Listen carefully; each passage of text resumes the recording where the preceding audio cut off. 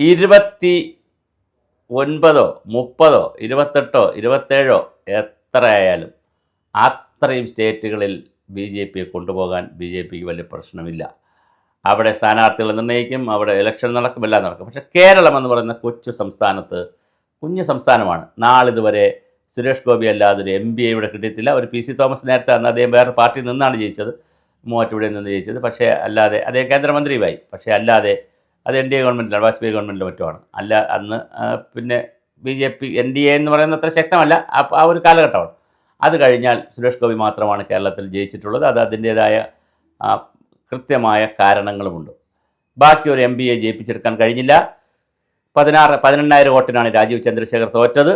അപ്പോൾ എന്തായാലും പക്ഷേ വലിയ മുന്നേറ്റം BJP ഉണ്ടാക്കുന്നുണ്ട്. കഴിഞ്ഞ ദിവസങ്ങളിൽ കഴക്കൂട്ടം മണ്ഡലത്തിലെ കോൺഗ്രസ്, PDP, CPM, CPI വിവിധ പാർട്ടികളിലെ ആളുകളെല്ലാം BJPയിൽ ചേരുന്നുണ്ട്. അപ്പോൾ BJP വലിയ സംഘടനാ ബലത്തിൽ വലിയ രീതിയിൽ വളരുന്നുണ്ട്. തിരുവനന്തപുരം കോർപ്പറേഷൻ്റെ അധികാരം പിടിച്ചു. അങ്ങനെ BJP ഒരു വശത്ത് ഇങ്ങനെ പോകുന്നുണ്ട്. എന്നാൽ നമ്മളിപ്പോൾ ചർച്ച ചെയ്യുന്ന വിഷയം, ഇതിനിടയിൽ തന്നെ രാജീവ് ചന്ദ്രശേഖർ ഒറ്റപ്പെടുന്നുണ്ടോ എന്നൊരു ചോദ്യം വളരെ കൃത്യമാണ്. കാരണം വളരെ സീനിയർ നേതാക്കൾക്കെല്ലാം അതൃപ്തിയാണ് ഈ സ്ഥാനാർത്ഥി നിർണ്ണയം. കാരണം ഇപ്പോൾ 140 മണ്ഡലങ്ങളിലേക്ക് സ്ഥാനാർത്ഥികളെ നിർണ്ണയിക്കണം. അടുത്ത മാസം വരുന്ന ദിവസങ്ങളിൽ ഇതിൻ്റെ പ്രത്യേകിച്ച് ഇപ്പോൾ പിന്നെ നിതിൻ ബബിൻ വരുന്നുണ്ട്. പിന്നെ 6-7 തീയതികളിൽ കേരളത്തിലുണ്ട്. തൃശ്ശൂരിലും അതുപോലെ തന്നെ എറണാകുളത്തുള്ള പരിപാടികളിൽ പങ്കെടുക്കുന്നു. അത് കഴിഞ്ഞ് തിരുവനന്തപുരത്തിന് അടുത്ത സ്പെല്ലായിരിക്കും വരുന്നത്. അപ്പോൾ അത് വന്ന് പോകുമ്പോൾ തീർച്ചയായിട്ടും സ്ഥാനാർത്ഥി നിർണ്ണയം നടക്കണം. പക്ഷേ സ്ഥാനാർത്ഥി നിർണ്ണയം നടക്കുമ്പോൾ മുതിർന്ന നേതാക്കൾക്ക് സ്ഥാനാർത്ഥിത്വം കൊടുക്കുന്നില്ല എന്നുള്ളതല്ല വിഷയം.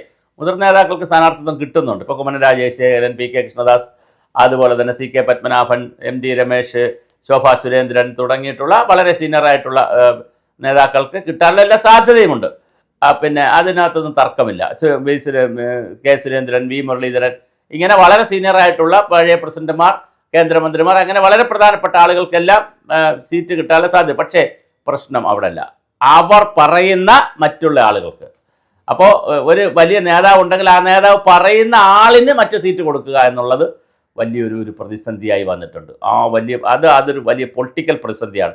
അതിൽ നേതാക്കൾക്ക് ആലോചന. അവർ എപ്പോഴും പറയുന്നത് BJPയെക്കുറിച്ചുള്ള, രാജീവ് ചന്ദ്രശേഖരനെ കുറിച്ചുള്ള ഓരോ കാര്യത്തിലുമുള്ള പരാതി എന്താണെന്ന് വെച്ചാൽ കൂടിയാലോചനയില്ല എന്നാണ്. കൂടിയാലോചിച്ചാലോ കുഴപ്പമാവുകയും ചെയ്യും. അപ്പോൾ കൂടിയാലോചിച്ച് ആരോടാ കൂടിയാലോചിക്കുക? ഒരാളോട് ആലോചിച്ചില്ല, അടുത്ത ആളിനോട് ആലോചിച്ചില്ല, അടുത്ത ആളിനോട് ഇപ്പുറത്ത് ആലോചിച്ചില്ല, ആകെ കൺഫ്യൂഷൻ. അപ്പോൾ കൂടിയാലോചന പലപ്പോഴും ഒഴിവാക്കിയാലോ ഇപ്പോൾ കന്യാസ്ത്രീകളുടെ പ്രശ്നം വന്നപ്പോൾ ഇതുപോലെ RSS സംഘപരിവാർ വിഭാഗം, വിശ്വ ഹിന്ദു പരിഷത്ത്, ഹിന്ദു ഐക്യവേദി, RSSകാർ, സംഘപരിവാർ എല്ലാവരും സോഷ്യൽ മീഡിയയിൽ വലിയ പ്രശ്നമാണ് ഉണ്ടാക്കിയത് രാജീവ് ചന്ദ്രശേഖരനെതിരെ.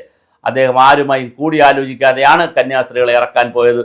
അത് ശരിയായില്ല എന്ന് പറഞ്ഞ് അവരുടെ വീട്ടിലൊക്കെ പോയത്, മഠത്തിലൊക്കെ പോയത് ശരിയായില്ല എന്ന് പറഞ്ഞിട്ട് വലിയ ട്രോളും ബഹളവും വലിയ കലാപമാണ് അകത്തുണ്ടായത്. പക്ഷേ അത് രാജീവ് ചന്ദ്രശേഖരന് ഡൽഹിയിൽ നിന്നുള്ള ഒരു സപ്പോർട്ട് ഉള്ളത് കൊണ്ട്, അമിത്ഷായുടെയും നരേന്ദ്രമോദിയുടെ സപ്പോർട്ട് ഉള്ളതുകൊണ്ട് അത് അന്ന് കാറ്റടിച്ചു പോയി. പക്ഷെ വീണ്ടും കാറ്റ് ഉരുണ്ടുകൂടുകയാണ്. രണ്ടാമത് ഉരുണ്ടുകൂടിയത് നേമത്ത് സ്ഥാനാർത്ഥിത്വം പ്രഖ്യാപിക്കുന്ന സമയത്ത് രാജീവ് ചന്ദ്രശേഖർ ആരുമായിട്ട് ആലോചിക്കാതെ പിന്നെ ചാനലുകാരൻ ചോദിച്ചു, താങ്കൾ മത്സരിക്കുന്നുണ്ടെന്ന് വെച്ചപ്പോൾ അതേ, പിന്നെ മത്സരിക്കുന്നുണ്ട്, അപ്പോൾ എവിടെയാണെന്ന് അറിയണമെന്ന് അങ്ങോട്ട് ചോദിച്ചു. ഞാൻ ഇവിടെ തന്നെ മത്സരിക്കണമെന്ന് അറിയണോ? സീറ്റ് ഇങ്ങോട്ട് ചോദിക്കാതെ, ആങ്കർ ചോദിക്കാതെ അങ്ങോട്ട് പറഞ്ഞു, ഞാൻ നേമത്താണ് മത്സരിക്കുന്നത് പറഞ്ഞു. അവിടെ തന്നെ അത് പാർട്ടിയുടെ കോർ കമ്മിറ്റിയിൽ ചർച്ചയായി. ആരോട് ചോദിച്ചിട്ട് നേമത്താണ് മത്സരിക്കുന്നത് പറഞ്ഞു? പ്രസിഡന്റ് ആണെങ്കിൽ പോലും അങ്ങനെ പറയാൻ പാടുണ്ടോ? സ്ഥാനാർത്ഥിത്വം പ്രഖ്യാപിക്കാൻ പാടുണ്ടോ? അതിന് സമാനമായി ഇന്നലെ ഒരു വിഷയം ഉണ്ടായിട്ടുണ്ട്. കോൺഗ്രസിനകത്താണ് സണ്ണി ജോസഫ് PV അൻവറിൻ്റെ പേര് അനൗൺസ് ചെയ്തു. പക്ഷേ നിമിഷങ്ങൾക്കുള്ളിൽ അദ്ദേഹത്തിന് തിരുത്തേണ്ടി വന്നു. കാര്യം UDF വിളിച്ചു ചോദിച്ചു, എങ്ങനെ നിങ്ങൾ PV അൻവറിൻ്റെ പേര് അവിടെ അനൗൺസ് ചെയ്തു? തീരുമാനമായില്ലല്ലോ, നമ്മൾ ഈ സ്ഥാനാർത്ഥിത്വം ആർക്കും പങ്കുവച്ച് കൊടുത്തില്ലല്ലോ, പിന്നെ എങ്ങനെയാണ് ബേപ്പൂരിൽ അൻവറിൻ്റെ പേര് അനൗൺസ് ചെയ്തത്? അൻവർ പ്രവർത്തിക്കട്ടെ, ഓരോ സ്ഥാനാർത്ഥികൾ ഓരോ സ്ഥലത്ത് പ്രവർത്തിക്കും, പക്ഷേ ഔദ്യോഗികമായിട്ട് എന്തിനാണ് അനൗൺസ് ചെയ്തതെന്ന് ചോദിച്ചിട്ട് സണ്ണി ജോസഫിൻ്റെ പുറത്ത് എല്ലാവരും കൂടി ഇന്നലെ കുതിര കയറി. അവസാനം സണ്ണി ജോസഫ് പറഞ്ഞു, ഞാൻ അങ്ങനെയൊന്നും പറഞ്ഞിട്ടില്ല, അവിടെ സാധ്യതയെ പറഞ്ഞോളൂ, പത്രക്കാരതിനെ കുത്തിത്തിരിച്ച് കൊണ്ടുപോയതാണെന്നൊക്കെ പറഞ്ഞ് എല്ലാം കൂടെ മീഡിയയുടെ മണ്ടേ വെച്ച് കൊടുത്തു. അത് ഒരു വശത്ത്. അപ്പോൾ എല്ലാ പാർട്ടിയിലും സംഭവിക്കുന്നുണ്ട്. പക്ഷെ എന്തായാലും BJPയിൽ രാജീവ് ചന്ദ്രശേഖർ ഒറ്റപ്പെടുകയാണോ? രാജീവ് ചന്ദ്രശേഖർ ഈ ചെയ്തു കൂട്ടുന്നതിനൊക്കെ സീനിയർ നേതാക്കൾക്ക് വലിയ അതൃപ്തി ഉണ്ട് എന്നുള്ള വാർത്തകളാണ് പുറത്തു വന്നുകൊണ്ടിരിക്കുന്നത്. പക്ഷേ ഒരുപക്ഷെ അത് ചാനൽ വാർത്തകൾ മാത്രമായിരിക്കാം. എന്തായാലും പക്ഷേ രാജീവ് ചന്ദ്രശേഖർ കൂടിയാലോചിച്ചുകൊണ്ടല്ല പല കാര്യങ്ങളും ചെയ്യുന്നത് എന്നുള്ളതാണ് വാദം. പക്ഷെ പ്രശ്നം അവിടെ അല്ല. അദ്ദേഹം കൂടി ആലോചിക്കുമ്പോൾ ആരുമായി കൂടി ആലോചിക്കും? കാരണം കൃത്യമായ ഗ്രൂപ്പ് തലത്തിൽ ഓരോ നേതാക്കളും വലിയ സാമ്രാജ്യങ്ങൾ തീർത്തുകൊണ്ട് അവരോടൊപ്പം നിൽക്കുന്ന ആളുകളെയും അവർ അണികളാക്കി തീർത്തുകൊണ്ട്, ഇപ്പോൾ കാസർഗോഡുള്ള നേതാവായിരിക്കും, പക്ഷേ തിരുവനന്തപുരത്ത് നെയ്യാറ്റിൻകര വരെ അതിൻ്റെ അണികളെ തീർത്ത് വെച്ചിട്ടുണ്ട്, അല്ലെങ്കിൽ ഗ്രൂപ്പ് മാനേജർമാരെ വെച്ചിട്ടുണ്ട്. ഓരോ സ്ഥലത്തും ഇങ്ങനെ RSSൻ്റെ ഗ്രൂപ്പ് മാനേജർമാരുണ്ട്, നേരത്തെ പിന്നെ ABVPയിൽ പ്രവർത്തിച്ച് വന്നവരെല്ലാം കൂടി അവരുടെ ഒരു ഗ്രൂപ്പ് മാനേജർമാരുണ്ട്, ബാലഗോകുലത്തിൽ പ്രവർത്തിച്ച് വന്നവരുണ്ട്, മഹിളാ മോർച്ചയിൽ പ്രവർത്തിച്ച് വന്നവരുണ്ട്. ഇങ്ങനെ വ്യത്യസ്ത തലങ്ങളിൽ പ്രവർത്തിച്ച് വന്ന എല്ലാവരും അവരവരുടേതായ തലത്തിൽ, പിന്നെ ജാതിപരമായി ഇതിനകത്തുള്ള ഗ്രൂപ്പ് കാണും, അതുപോലെ തന്നെ പിന്നെ സമപ്രായക്കാർ തമ്മിൽ, ഇങ്ങനെ പല തരത്തിലുള്ള പിന്നെ ഗണഗീതങ്ങളാണ് ഇതിനകത്തുള്ളത്. അപ്പോൾ ഇതെല്ലാത്തിനെയും കൂട്ടിയോജിപ്പിച്ചുകൊണ്ട് പോകുക എന്ന് പറയുന്നത് വലിയൊരു പ്രതിസന്ധി തന്നെയാണ്. ആ പ്രതിസന്ധിയിൽ രാജീവ് ചന്ദ്രശേഖർ വിജയിക്കുമോ എന്നുള്ളതാണ് ഇപ്രാവശ്യത്തെ തെരഞ്ഞെടുപ്പിലെ ചോദ്യം. അല്ലെങ്കിലുള്ള കുഴപ്പം ഞാൻ വളരെ ആധികാരികമായിട്ട് പറയട്ടെ.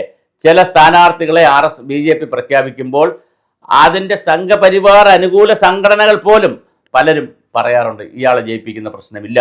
അപ്പോൾ BJP ഒരുപക്ഷെ ഞാൻ BJPയിൽ മാത്രമേ അങ്ങനെ കണ്ടിട്ടുള്ളൂ. കോൺഗ്രസ്സിലോ CPMലോ കോൺഗ്രസ്സുകാർ തമ്മിൽ തല്ലി വലിയ ബഹളം ഉണ്ടാക്കുമ്പോഴും അവർ ഫീൽഡിൽ ഇറങ്ങിക്കഴിഞ്ഞാൽ അവർ പരമാവധി പരസ്പരം ജയിപ്പിക്കാൻ നോക്കും. അവിടെ വലിയ വെട്ട് നടക്കില്ല, ചെറിയ വെട്ടൊക്കെ നടക്കുകയുള്ളൂ, വളരെ വലിയ വെട്ട് നടക്കത്തില്ല. പിന്നെ അതേസമയം ഈ CPMലാണെങ്കിൽ ഒട്ടും നടക്കത്തില്ല. അവർ ഫീൽഡിലേക്ക് ഇറങ്ങിക്കഴിഞ്ഞാൽ സ്ഥാനാർത്ഥിയെ പ്രഖ്യാപിച്ചു കഴിഞ്ഞാൽ അവരെ കയ്യിലോട്ട് കിട്ടിക്കഴിഞ്ഞാൽ അവർ നന്നായി പ്രവർത്തിക്കും. പക്ഷേ BJPയിൽ അത് കാണുന്നില്ല. BJPയിൽ സ്ഥാനാർത്ഥിയെ നിശ്ചയിച്ച് താഴോട്ട് കൊടുത്താലും വീണ്ടും അവിടെ ആ സ്ഥാനാർത്ഥികളെ എല്ലാവർക്കും ഇപ്പോൾ സംഘപരിവാറിന് ഇഷ്ടപ്പെട്ടില്ലെങ്കിൽ സംഘപരിവാറുകാർ പിൻവലിയും, സംഘപരിവാറുകാർക്ക് ഇഷ്ടപ്പെട്ടതുകൊണ്ട് BJPയിലെ മറ്റുള്ളവർക്ക് ഇഷ്ടപ്പെട്ടില്ലെങ്കിൽ അവർ പിൻവലിയും. അപ്പോൾ അല്ലാതെ ഒരു സ്ഥാനാർത്ഥിയെ മുകളിൽ നിന്ന് നിശ്ചയിച്ച് തന്നു, സംസ്ഥാന കമ്മിറ്റിയോ ജില്ലാ കമ്മിറ്റിയോ ആരോ ആവട്ടെ നിശ്ചയിച്ച് തന്നാൽ അരയും തലയും മുറുക്കി അതിനെ ജയിപ്പിച്ചെടുക്കണം എന്നുള്ളൊരു കൾച്ചർ, എന്നുള്ളൊരു രീതി BJPയിൽ കണ്ടുവരുന്നില്ല. അതുകൊണ്ട് തന്നെ അങ്ങനെ ഉള്ളത് കൊണ്ടും പലരും തോക്കുന്ന ഒരു കാഴ്ചപ്പാട് നമ്മൾ കാണാറുണ്ട്. പല നേതാക്കളും തോൽക്കുന്നത് നാമമാത്രമായ വോട്ടിനാണ്. ആ വോട്ട് വേണമെങ്കിൽ മറിക്കാമായിരുന്നു, പക്ഷെ മറിക്കാൻ കഴിയാത്ത വന്നത് ഇത്തരത്തിലാണ്. അപ്പോൾ ഇപ്പോൾ പറഞ്ഞു കേൾക്കുന്നതനുസരിച്ച് അല്ലെങ്കിൽ വന്നുകൊണ്ടിരിക്കുന്ന റിപ്പോർട്ട് അനുസരിച്ച് രാജീവ് ചന്ദ്രശേഖരനെ സമ്മർദ്ദത്തിലാക്കി ഓരോരുത്തരും സ്ഥാനാർത്ഥിത്വം പിടിക്കാൻ, അവരുടെ കൂടെയുള്ളവർക്ക് സ്ഥാനാർത്ഥിത്വം പിടിക്കാനുള്ള ഓട്ടത്തിലാണ്. ആ ഓട്ടത്തിൽ പിടികൊടുക്കാതെ രാജീവ് ചന്ദ്രശേഖർ പോകുന്നത് കൊണ്ട് തന്നെ വലിയ അതൃപ്തിയാണ് മുതിർന്ന നേതാക്കളുള്ളത് എന്നാണ് പുറത്ത് വന്നുകൊണ്ടിരിക്കുന്ന വാർത്തകൾ.